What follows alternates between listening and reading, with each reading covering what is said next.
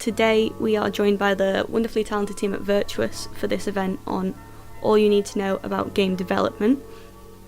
Just to give a quick background about Virtuos if you aren't aware of them already. They're a leading global video game company originally based from Singapore but have expanded globally and now have studios in Asia, North America and Europe. And it is people from the Europe team who are on our panel today. Now to obviously introduce the wonderful panellists, we have Anton, Leo, Alex and Jonathan. I won't go into what they do or what studio they're from because I'll let them do it themselves.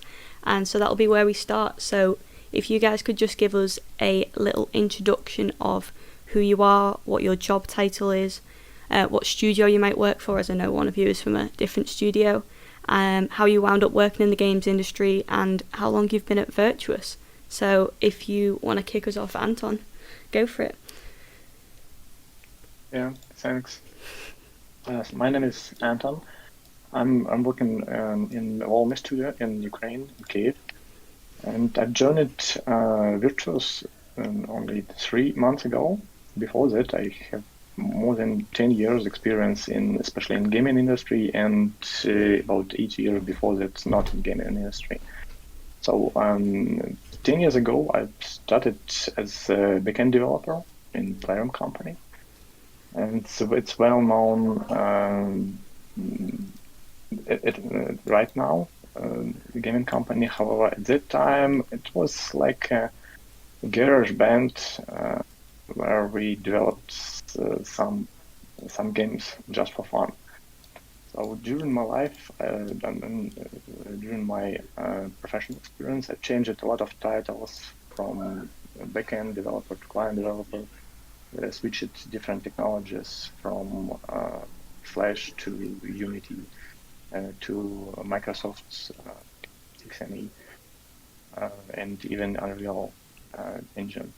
So during my career, I grew as a manager, and finally it came to the technical director position during the last few years.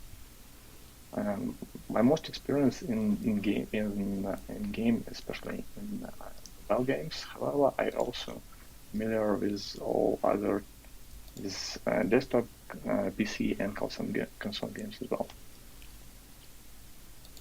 That's amazing. Thank you so much. And Leo, you can go next. Tell us about your job title and a bit about yourself. Hi everyone, I'm Leo. I'm a game designer at Virtuos Paris, and I've been at Virtuos Paris since it's been 2 years. Wow. So I'm kind of new because it's my first job into the industry, but I did have a game design master's degree that I did for 4 years that finished this year. So yeah, now I'm a game designer. Wasn't always like that. I was supposed to become audio visual technician, so my path kind of splitted. But yeah, I'm happy to be there and to talk with all these wonderful people alongside me. That's great. Thank you, Leo. Alex, do you want to go next? Sure. So my name's Alex. I am a senior producer at Virtuos, and I didn't actually start off in the video game industry. I started off in the hospitality industry. I went to university for hospitality management, and I worked in, and I did project management in lots of luxury hotels around the world, especially in Asia. And then I was sort of getting fed up with that sort of life. Working in hospitality is long hours and weird times and Monday, Tuesday days off, which is the worst. So I took my project management skills and I did a conversion course into video game production. And I've been at Virtuos for about 2 years. I'm leading a big AAA project that I would love to tell you about, but unfortunately cannot. But one day, and yeah, it's going great. So if anybody wants to talk about production, let me know. That's great, thank you. And last but not least, can you tell us a little bit about yourself, Jonathan? Sure, so hello everyone, I'm Jonathan. So sorry, I'm a bit sick today, so I'll try to not sneeze or anything. So I'm an acting lead software engineer, and I'm in Virtuos Paris since 3.5 years now. Before that, I was working as an AI programmer in Ubisoft Tennessee on The Division 2. And before, I was just doing some random general software engineering stuff, which was quite boring. So if anyone wants to talk about management and also a bit about programming, I would be happy to talk with you. That's perfect, thank you. So if people do want to talk more about how people got into the gaming industry, there are going to be roundtables after this panel that you can join and ask specific questions to each of the panelists. But for now, we're going to go more in depth about the role and the part that plays within the grand scheme of game development. So the first question I'm going to ask you guys is, what is your role? What does it entail? Whereabouts does it fall in game production, and why it's so important? So I will switch it up a little bit and start with Alex first for this one. Can you tell us what you do for Virtuos and how that plays a part in making a game? Sure. So I'm the senior producer, and I would describe producers. I would describe game production a bit like imagine your phone, right? In your phone, you have all these different components. You have a camera, you have a processor, you have a GPU, and all of this sort of stuff. And producers are the electricity, the power, all of it, and make everything work together. We are the people that set the vision and set the sort of real world aspects, like the timeline, the budget, the deadlines. So we work with clients and we deliver monthly to them. So I'm the one that's dealing directly with the clients. I'm the one that's setting, okay, these are the targets that we have to reach for the end of the month. This is what we need to do and achieve. Every time somebody says we need more people, which, spoiler alert, is every day, I'm the one that somehow has to make that work. And production is really just about making people talk to each other, because teams that tend to work just in their little bubbles, right? So you have a team who's just doing animation, and you need to make sure that the animation team have all of their animation that they have to make in like a nice list, and put some deadlines, and make sure they're talking with the developers in order to make sure there's no issues there. And it's really just about management of the project. As for who I work with, I mean, I have an art producer and I have an assistant, and together we're leading the project and establishing roadmaps. And my job, basically, in one sentence, is to make sure that all of the obstacles are out of the way for the really creative people to do what they need to do the best. That's perfect. Thank you so much for that explanation. If we move now to Jonathan and hear what he has to say about being acting lead software engineer, like what that entails and what part that plays in the grand scheme of things. So basically my job is just to manage little teams of developers. So currently, to give you an idea, I'm leading a team of 5 developers and 1 technical animator. And I'm just here to try to ensure that everything is going the correct way on a more technical point of view, and also make sure that what the design wants is possible, and possible also in a timely manner. So basically it's just to ensure that, we can do stuff, but how we will do it, and also how much time would it take. So I'm just like mostly in communication with producers. So for instance, I would be mostly working with someone like Alex, and also people like Leo, just to ensure that everything is going the correct way. And that's pretty much it, to explain what I do. That's perfect, thank you.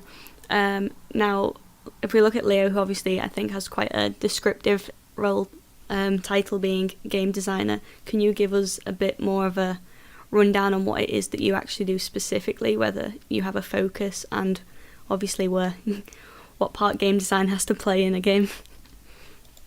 Well, so it's all about the experience, providing the proper experience for the player to have, like, just to make him enjoy the game. So that goes through a lot of communication with all aspects of production. So I have to speak to Jonathan for like implementing a feature. I have to speak with Alex about like the timeline, about like the deadline, about so and so features, and I have to speak with artists, other game designers.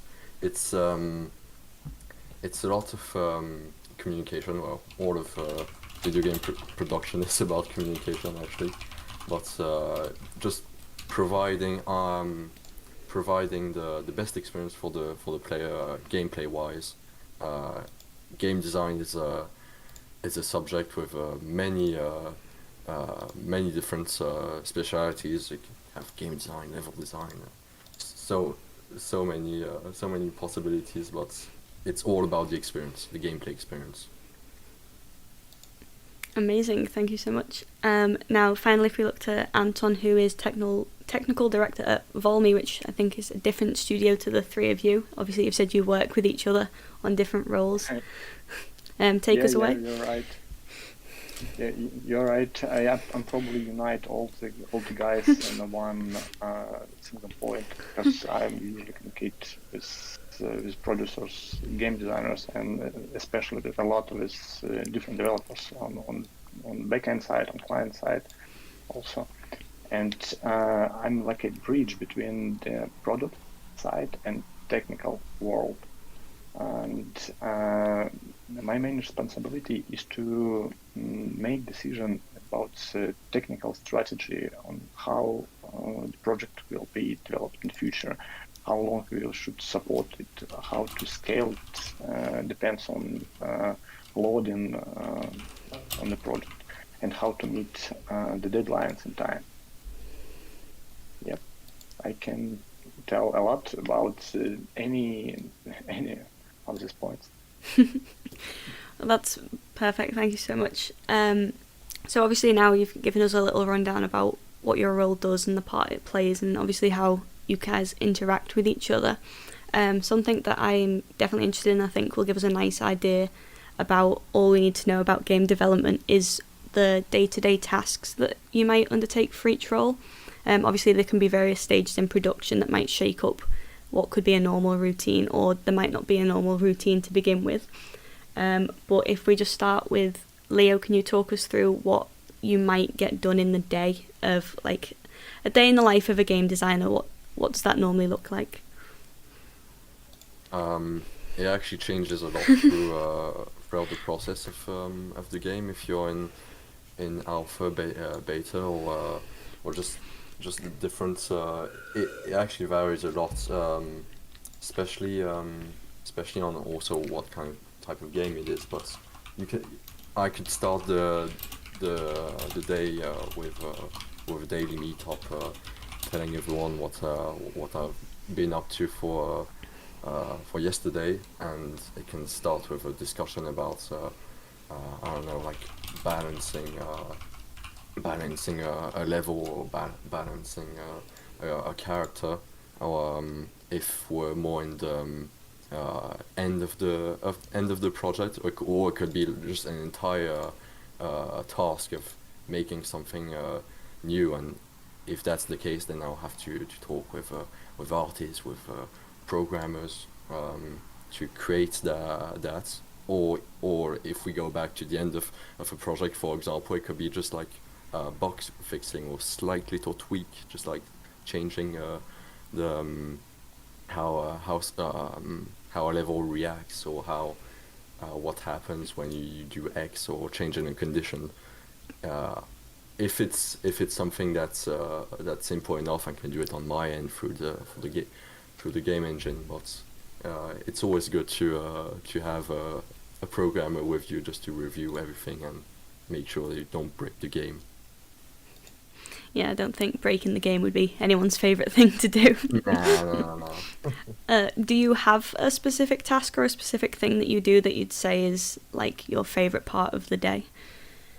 My favorite part of the day, well, You I'd can't s- say lunchtime.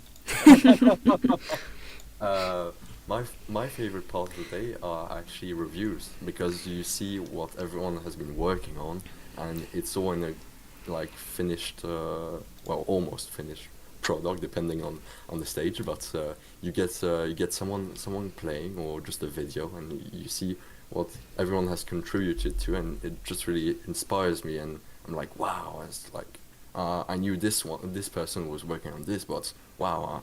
I didn't know it will lead to this. Like this is awesome, and just sharing as well as a game designer your ideas, things that can be changed, or just your work. It's just really satisfying.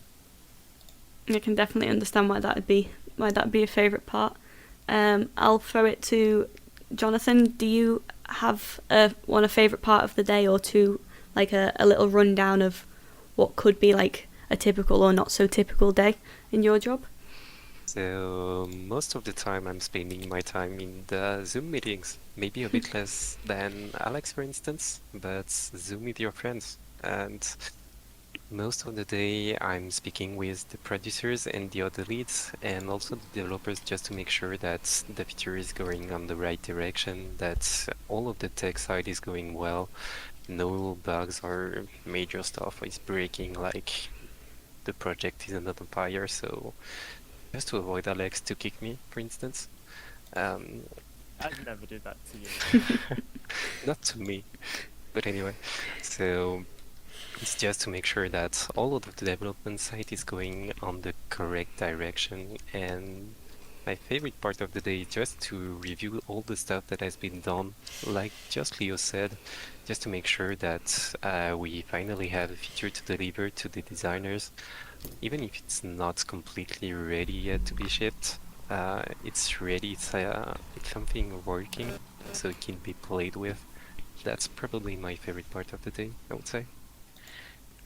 Yeah, definitely that makes sense. And Alex, other than spending copious amounts of time in Zoom, what do you get up to on a day-to-day basis? Is there anything else apart from Zoom meetings? That's all I know. Zoom meetings and sharing memes is about it. No, it's really a lot of just communicating with the team. So I'm just looking at my calendar, so let me just give you a couple of examples.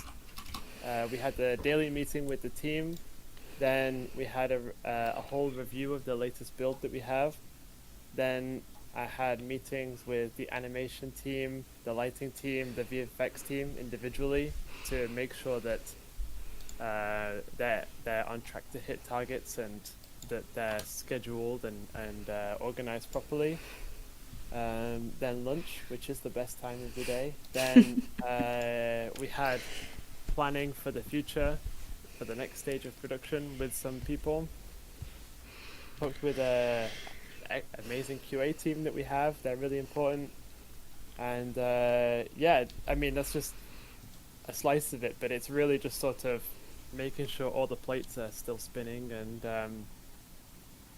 just lots of talking with the team and the leads and preparing sprints. You know, we work in Agile, so we're using Agile and Scrum, so there's lots of sprint planning, pre-sprint planning, sprint reviews, and yeah, and the best part of the day is reviewing the build with all of the leads and you know, when somebody tells you, yeah, this thing is going to be in tomorrow's build, and then tomorrow comes and you're like, that looks really cool. It's the best part. Definitely, I can see there's a theme on everyone's favourite parts. So, are you gonna carry on? Are we gonna go 4 for 4 reviews? When you tell us your favourite part of the day on your rundown, Anton?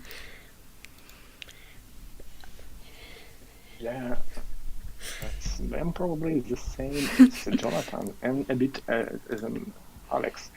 So I'm a technical guy who already switched to be a manager. And my usual morning started with a lot of daily meetings as a part of Scrum, and I usually join a lot of meetings with QA team, with product team, with development team, just to understand what's going on the project in the moment. Do they need any support to encourage the team? And the second part of the day is mostly strategical discussion or trainings for some specific topics of discussing of new features. And my favorite part of the day is technological discussion or architectural discussion, because I don't have a lot of time to study it or to coding on a daily basis, but I love to discuss all these topics with developers. Yeah, and the results is the best of the time of the day. There we go, that's perfect. Yeah, so obviously we've gone over how the different roles are and what they do, and obviously you guys work with each other in different capacities. This will just be like an open question. I assume you guys share a lot of soft skills that you use in all of your roles. Do you think there's specific soft skills that you utilise the most in your day-to-day job?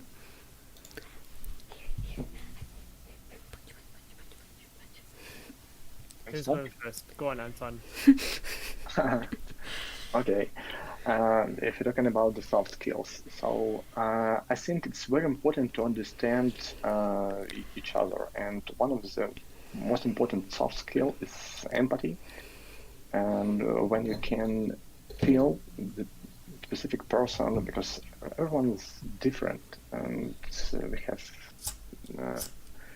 guys and girls on the project. We have people with different age and different languages, different cultures, and it's very important to feel each other and to understand what's the value for this specific person. And as soon as you can feel, you can communicate better, and you can reach the best result. Yeah, I think if you're talking about this, and soft skill in general is one of the major part of any professional. So not only managers. And when you become a mature person, I mean, and professional side, you know not only your hard skills like coding or game design or anything else. You have to have the self-discipline, time management skills, and all the soft skills. And this will help you to find great people, to build great teams, and finally to release great products. Those are some good ones. Does anyone else agree or think that they use some different ones, or just have any other input? Yeah. What I would say for producers is, soft skills and empathy, essential, right? You spend the whole day with people, you have to have that. What I would say as well, to be a really good producer, is you need to be proactive. I think proactivity is the most important skill in a producer. If you're sat in a meeting and somebody mentions something that could potentially be a problem later down the road, like, let's act on that. Let's make sure that that's addressed, because trust me, when it comes back down the road, it will bite you. Patience is key. The ability to make decisions. I think people undervalue how important that is as a skill. You have to be decisive. You have to be able to take information that your team is giving you, and make a decision according to what you get. And I'm making decisions about things that are terribly complex that people have spent years learning how to, do. And I'm like, cool, summarize it for me in a 2-minute sentence, and then I'm making a decision. And it's difficult to do sometimes. But I think most importantly is passion as well. Like, you have to, as a producer, you're leading the team and motivating them, and if you don't have passion for what you're doing, your team are not. And it's really that simple. Like, you kind of have to be the guy who comes in and has full energy and is like, yeah, let's go, let's make this amazing game. And yeah, because it really rubs off on your team. And definitely, I can understand that. Any input from Leo or Jonathan on soft skills that you might use?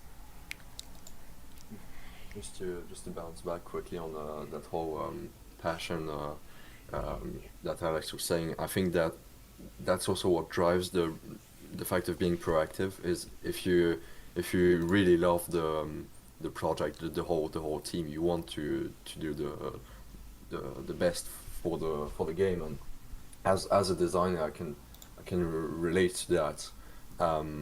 Also, other soft skills I would say is, well, overall communication. It's always good. There's never a time where you don't want someone to communicate stuff to you. Especially just like we all said that we love the reviews and seeing other people's work.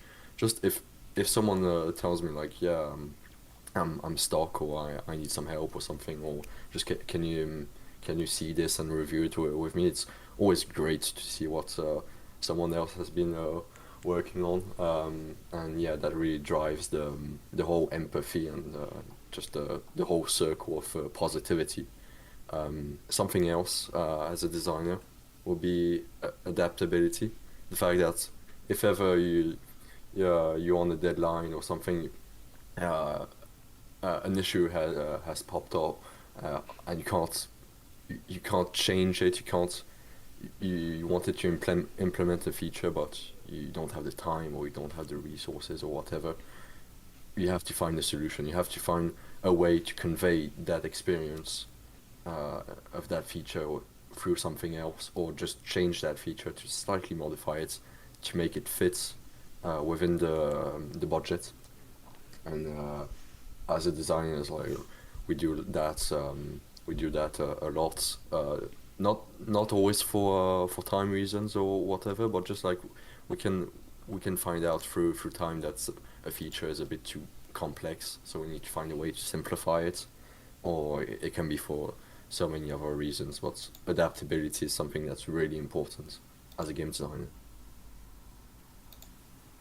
Yeah, perfect. Anything to add to that, Jonathan? I know they've listed many, but if you can think of any more, go for it. Yeah, I would just add one thing that pretty much go along with what Leo just said, is about modesty, because most of the time you will have to throw or just learn that you make mistakes, and you will just have to learn that you will improve for the next time, for the next challenge or whatever it is. So just, yeah, a lot of modesty. We are not reinventing the wheel every time. Yeah, definitely. So obviously those are covered a lot of the soft skills that are needed for working in a team, especially working in a game development team. Some of the titles, obviously, in terms of software engineer and game designer and technical director, maybe not so much on Alex's side, but a lot of them use probably a lot of softwares. So would you guys say that you had a essential practical skill or software skill that you rely on heavily a lot in your daytime? Maybe start with Anton.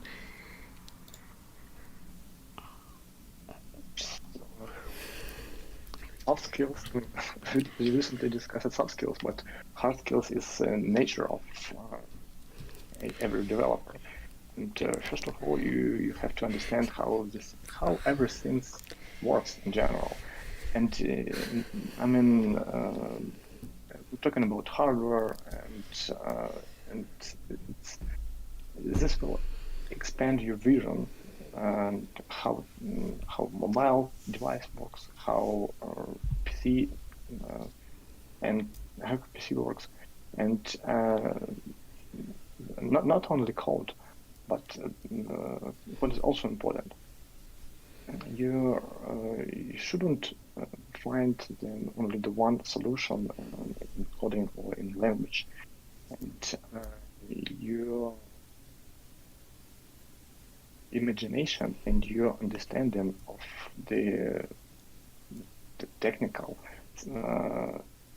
how the technical things works will help you to create the best algorithms, to create the better architecture, especially to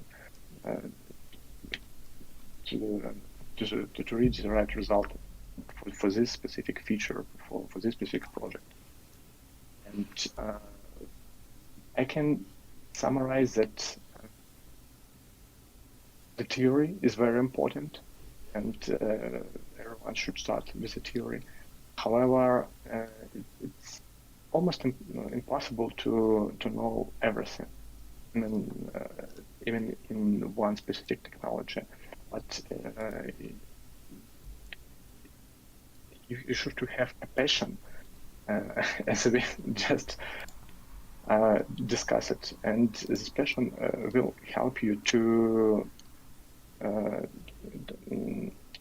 sleep less at night, to find the right solution, even it's almost dead end, and you can find the right solution and you can make a build.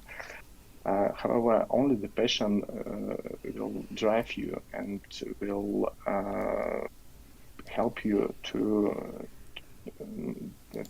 at least to Google different solutions. But it's better to use the best practice from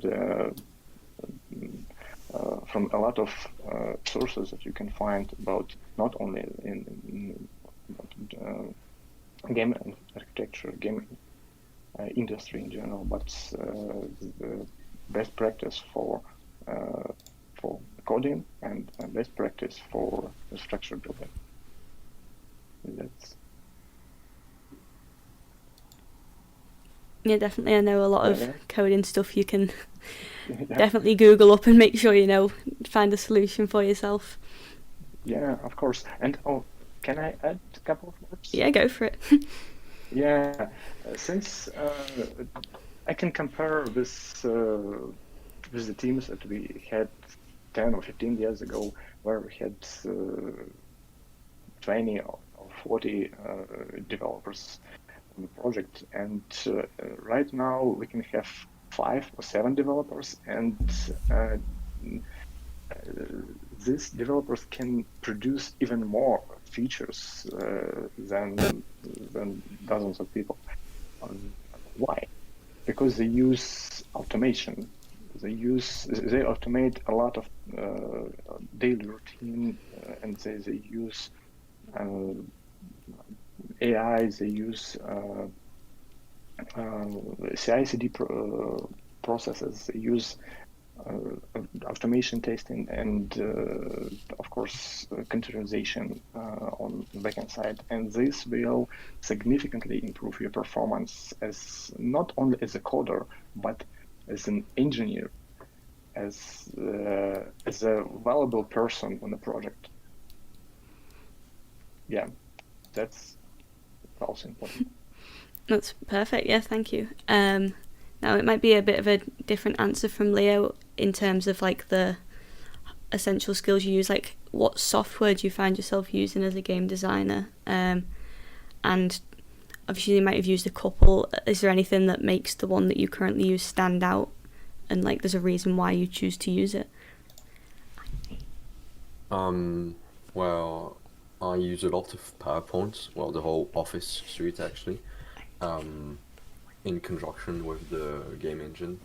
PowerPoint is essential for a game designer just to convey ideas, to write documentation, how to explain how a feature works, so that you can convey that idea to the whole team. So it's important to know how to know this software, use every part, every feature of it. know a few things about user experience to make a nice, easy, simple to read document.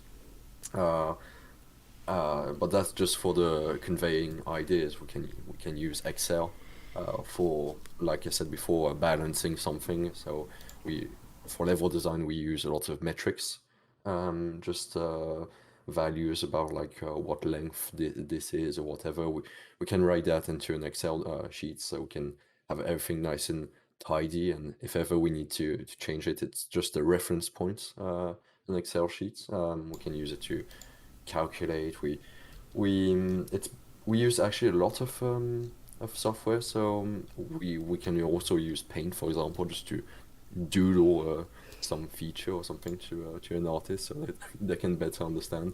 But honestly, my skills in doodling are so horrible. I'd rather just draw it on my notepad and share it with the artist in question or whoever that might be.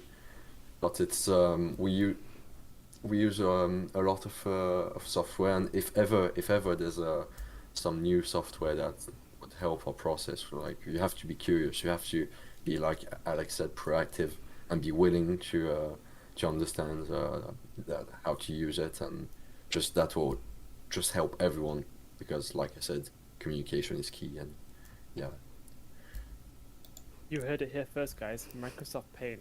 I was about to Yeah. say, yeah, That's the key. Paints, paints. key to game development's in Microsoft Paint. In terms of things like engines in creating games, have you found any that you think are very useful to learn and have good comparative skills to what you currently do?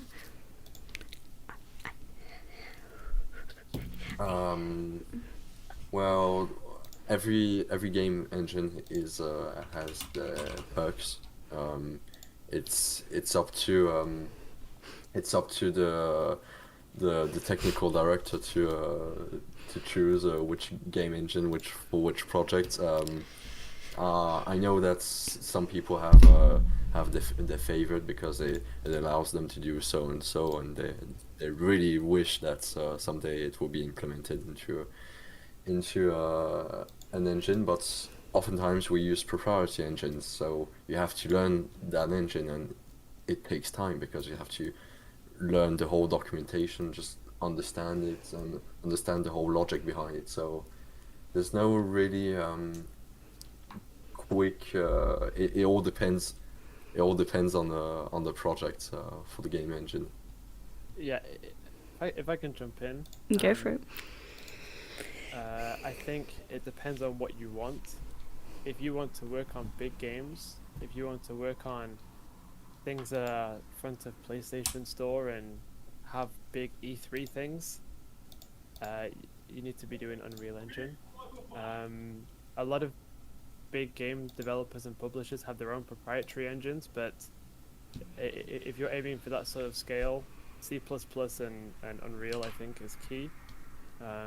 If you're interested in smaller games or AA, let's say, then there's options like Unity, of course, but I think if you're not looking and learning Unreal and you want to work on big projects, you should be doing that. Ooh. Yeah. Ooh, yeah. Have got anything else to say, or has Jonathan got any tips or tricks on any hard skills that you think you utilise? The other guys just covered most of it, but as well for the devs, you have any coding softwares like Visual Studio or anything. That would be your best friends. And as Alex said, just go for the most mainstream one, like for instance Unreal and C++. That will cover most of anything you will face in pretty much any even proprietary engines. Like everyone trying to do the same thing, so if you go with Unreal, you're pretty much good to go. Definitely. So it looks like coding in Unreal is the way to go. Now I know we talked about everyone's favourite parts of the day, but obviously in every role that you do as a professional, you face some challenges. So can you talk about maybe some challenges that you've faced in your role and maybe like what you've done to overcome them? Start with Alex for this one. Sure. So, in terms of challenges, I think the biggest is, I mean, it depends on what phase you're in. If you're in pre-production, the biggest challenge is just all the unknowns. Like, how does this feature work with another feature? How do we get this feature that we want to have later, but it depends on a whole bunch of other things that need to be achieved before then. So unknowns and planning unknowns is the biggest challenge, and you kind of just have to take it one step at a time and just sort of say, okay, we want to, and I'm just going to choose a completely random example, but we want to have a really nice lighting system in this game, and the lighting has to do something in particular, but we are not at the point of lighting anything because we don't have any levels. So you really have to say, you get the team together and say, okay, let's start from step one. Let's understand what the requirements are and what we want to achieve, and just really break it down. But I would really say that unknowns and planning things without having all the knowledge is the biggest challenge, and that's just part of game development, and things change, right? So let's say, and again, another random example, but let's say you're building something on Unity and then your client says, actually, we want to do this in Unreal Engine now, and it's like, okay, well, how does that affect all of these other systems that we've built? So those are the biggest challenge, and I would also say scale.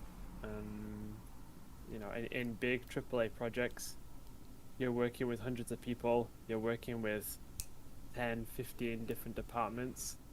How do you manage all of that? How do you plan all of that? How do you make a roadmap for all of these people that is realistic, makes sense, and sticks to the deadlines that you need? So yeah, unknowns and scale is what I would say are the biggest challenges. Yeah, definitely. Thank you so much for sharing that one. Would you say you find similar things in your role, Jonathan, or do you have different challenges that you have to overcome in completely different ways? I have pretty much the same ones as we are making the roadmaps and choosing the correct solutions, or what could be the best solutions at the same time with people like Alex. So we are facing pretty much the same challenges. I would just add that you have to also, well, the biggest one would be how would you adapt if you once see that your solution isn't the best or isn't adapt anymore because X or Y. So how would you adapt to it without breaking everything else? That would be another part. Yeah, definitely don't want to try and fix something and break something else. Would you say I assume it might be similar for you as well, Anton, or have you got a completely one out of left field? Yeah, more or less the same, but for me, it's one of the most challengeable time is to drive at least high-level requirements from the producer and game designer, because this will affect a lot of things and will affect a lot of work of the engineers, all the developers, because we need to choose the engine, we need to choose cloud provider, and to choose the right architecture, and that's why we're trying to collect as many information as possible. However, in real life, it's possible that, for example, the initial idea was to create turn-based puzzle game, and in a few iterations, it's already a survival. and that could be a challenge. It's not a real example, I just imagined, but the changes on requirements could be very dramatic. Am I right, Alex? Yeah. I gotta say, technical directors, they put up with a lot of stuff from producers, so they are the unsung heroes of the project. Saying that from personal experience, it sounds like, Alex. Definitely, definitely. And lastly, Leo, do you have any challenges that you face during your role or during production, and how you get around them to overcome them? Wow, they all said it, but yeah, the unknowns. Yes, it's something that every project changes a bit or a lot, and you can implement a feature and have it being play tested, and you realize that, oh no, it doesn't work as intended, or people don't understand it, or just anything. Well, you go back to the drawing board in sometimes significant ways, and the whole job is to, like I said before, kind of foreshadowing before, but adapt based on the time you have, and how how it's feasible on a engine wise scale, for example. Is it even going to work with all the whole architecture or anything? And yeah, and so we do have long meetings with game designers when that happens, about uh, just meeting in a room, going back to a drawing board and thinking about the whole vision of the game and where we want to push it. And then we come back to a team with a new coat of paint, and we share it, and that's the kind of time where, like, oh, is the idea that we're gonna propose, is it gonna, like, break something? Is someone not gonna have time for it? So it's all kind of the unknowns, like everyone else said, but it's one of the biggest challenge in game development. So, And definitely, you so can't prepare for something that you don't know what's coming. yeah, because there's so many moving parts. Everything is interconnected. That's why communication is so important. If, like Alex said before, if you want to make a lighting system, but you don't have the levels for it, then you have to talk with the artists and the game designers. And if the game designers don't have this, it's just like, it's a great big web of people working together. And as soon as one thing hits the web, it can break other parts of other links to it. Yeah, definitely.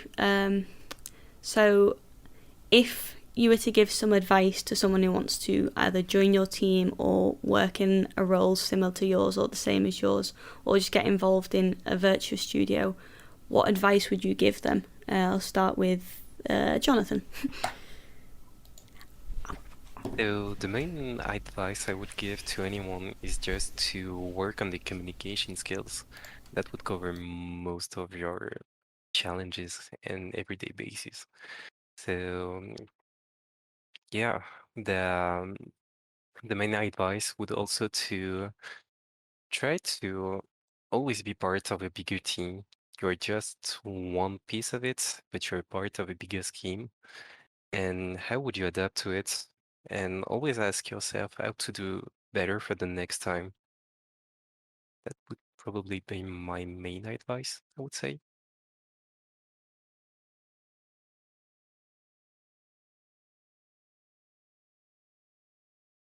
Yeah, that's a really good advice. Be proactive, be part of conversations. Be willing to be curious, be willing to learn new things, anything that can drive that creativity, that passion in you to express something, and share it to the development team is always good. It's always good to see positivity and just to show the kind of experience what you have in knowledge. It can be anything, but yeah, also try to trust, to have that trust in that team, and just yeah, it's a group effort. You can't do anything on your own, and just seeing that whole team doing something great together is a great sight to see. Yeah, definitely. That was again some more amazing advice. Do you have anything from your perspective, Anton, whether it's about technical director position specifically or just getting involved?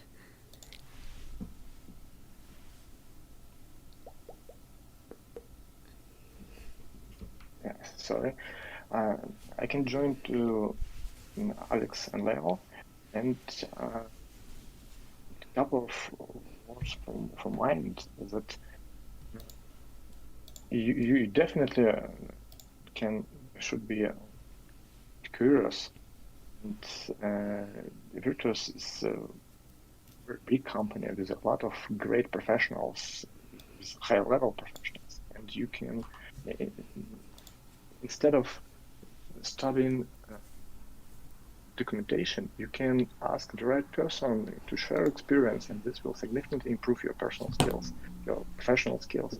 You can find the right contacts, and we have a lot of projects in different studios where you can communicate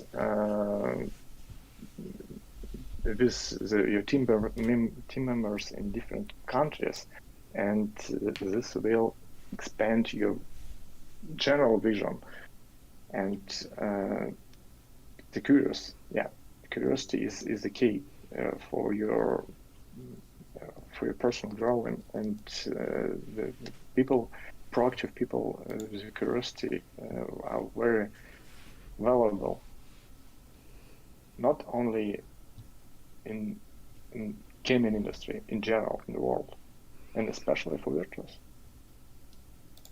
That was brilliant, thank you. And last but not least, Alex, do you have any wise words of wisdom for everyone? Sure. So, I think it's a two-part question. One part is what advice to be on my team, and the other one is to sort of get the role. So, to get the role, you need to network. You need to go on LinkedIn. You need to find producers and recruiters and reach out and sell yourself. Proactivity. It's a competitive place. It's just the way that the world works. Networking and knowing people, even if it's just online, totally fine, not a problem. If you're just applying and sending your email to the general, sending your CV to the general email, it's going to be more difficult. So make sure you have a really clean, crisp CV. I'm just speaking for producers. Like, I don't really care about CVs that look all pretty. It's just like, tell me very quickly why you're best for the role. Get to the point in the, very quickly at the top. And yeah, so that's what I would say. Just network. LinkedIn is the secret weapon that people don't really realize how good it is. And yeah, can't speak. I also think that if you're looking for roles, there is a lot of online things that you can do. You can do a Scrum online certificate, right? This is an online test that you take. You can study for it, but if you have a Scrum Master, even like the first certificate, that instantly puts you more interesting than everybody else who just has whatever their school project was. If you did an online course in software management, or these sorts of proactive steps really help.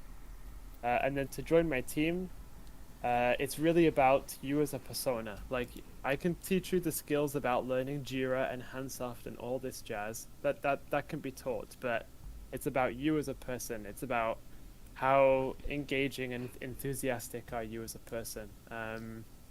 Because, you know, if you're spending 8 hours a day talking to the team, I mean, you know, my assistant and I, we spend more time together than I do with my wife, pretty much, because it's, you know, it's every day, all day. Like, we have to get on well. So the interview is the most important, I think, and you need to demonstrate like your enthusiasticness, let's say, and your energy. Yeah, so that's what I would say. Do Scrum courses, do online courses, put that in your CV, make your CV short and sweet, and put the best stuff at the top in big bold letters.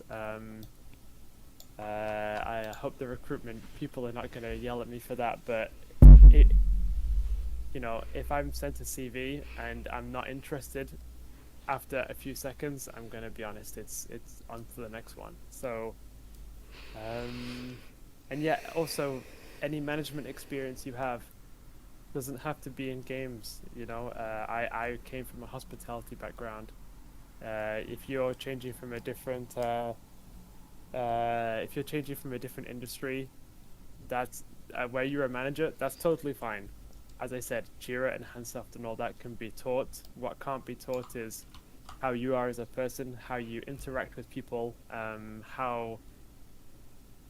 just like, do you have the secret sauce, let's say. Anyway, I'm going to get yelled at by the recruiters, so thanks very much, everyone. Yeah, that was some amazing advice. Thank you so much. And that was the last question for me, but don't worry, the event isn't over. Just want to say thank you for the panel for speaking today.